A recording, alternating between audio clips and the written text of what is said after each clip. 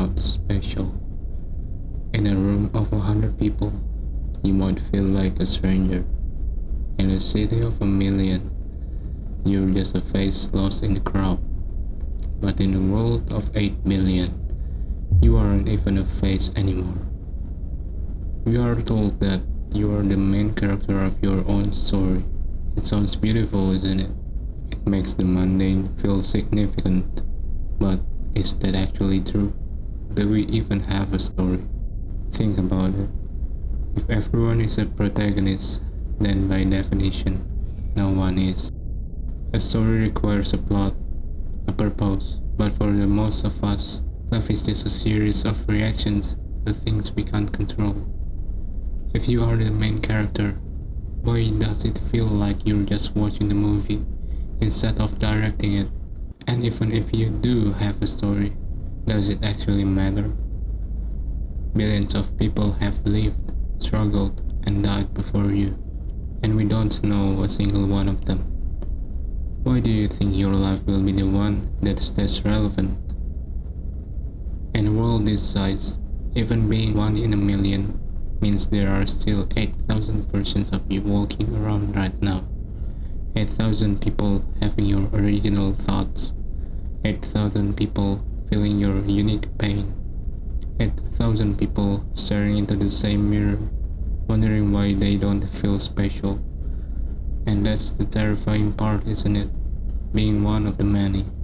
So, to escape the crowd, we look upward. We look for a roadmap out of the ordinary. We fixate on the top 1%. We study their morning routines, their habits, their secrets to success. We've been convinced that if we just work hard enough, seize the right opportunity, or get lucky enough, we can transcend the average. But here is the fact. Specialness is a finite resource.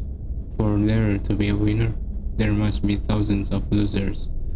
For there to be a genius, there must be a sea of average. The 1% exists only because the 99% supports it. Even if you are talented, someone is always younger, more driven, and better connected. We study the one person who built a system and assume their path is a map, but we never see the thousands of people who work just as hard, have the same talent, and still lost. You think your taste is your own. You think your style, your hobbies, and your opinions are reflections of a unique soul. They aren't. You are just a product of your environment, a collection of the people you see every day, and the algorithm you scroll every night. Trying to be special is making us miserable. We live in a performative age. If we don't have a brand, if we aren't crushing it, if we aren't changing the world, we feel worthless. It creates insecurity, anxiety, that your life is a waste because it isn't significant. Yet, we spend every hour dreaming of becoming that significant person, the successful one, the one who made it, the one everyone finally notices. But what if it doesn't happen? What if you never become that person? What if the version of you that is rich, influential, or remarkable simply doesn't exist in the future? The pressure to be remarkable is a cage that prevents you from actually living. I'm not saying that you should give up. It's okay to focus on that 1% and strive to get there. But there is a difference between pursuing a peak and being possessed by the need for it. If you are not special, then you are finally free. If you don't have a destiny to fulfill, you can't actually fail at life.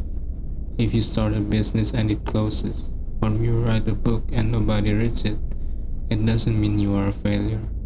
It means you are the statistical reality. Your value isn't tied to your specialness, so it can't be taken away by your mistakes. You don't have to be a genius to enjoy a sunset. You don't have to be a billionaire to feel the warmth of coffee. You don't have to be unique to be loved. The most profound things you will ever feel are the things everyone else feels too. Stop trying to prove that you're the exception. The universe didn't notice when you arrived, and it won't notice when you leave. You are not special. And once you accept that, you can finally start living